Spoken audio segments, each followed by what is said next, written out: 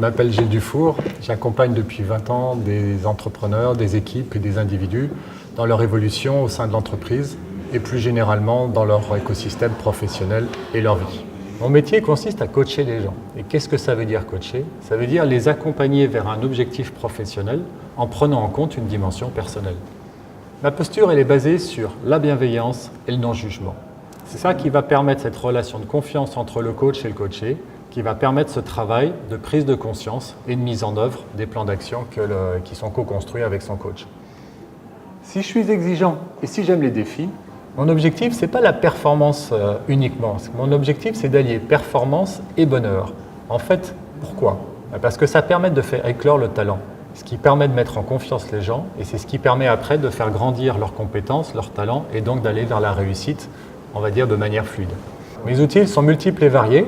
Il y en a des classiques, analyse transactionnelle, analyse systémique. Il y en a des plus novateurs, comme les pratiques narratives.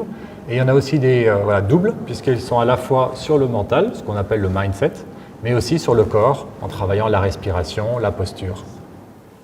Pour atteindre un objectif personnel ou professionnel, il faut tout d'abord prendre le temps de travailler sur soi. Dans mon travail au quotidien, je transmets des outils que j'ai acquis par mon expérience et aussi des valeurs dont l'application dans un écosystème professionnel apporte à la fois bonheur et performance.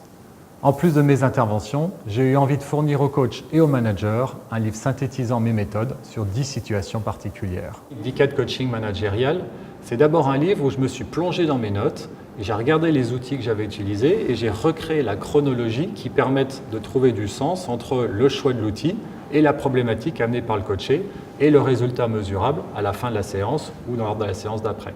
Je crois que le coaching de performance, le coaching de bonheur, ça impose une forme d'exigence. Exigence avec soi, exigence dans la relation, exigence dans le choix des outils et exigence dans la posture. Et c'est en mêlant toutes ces exigences que l'on permet la performance et le bonheur de s'installer durablement pour la personne.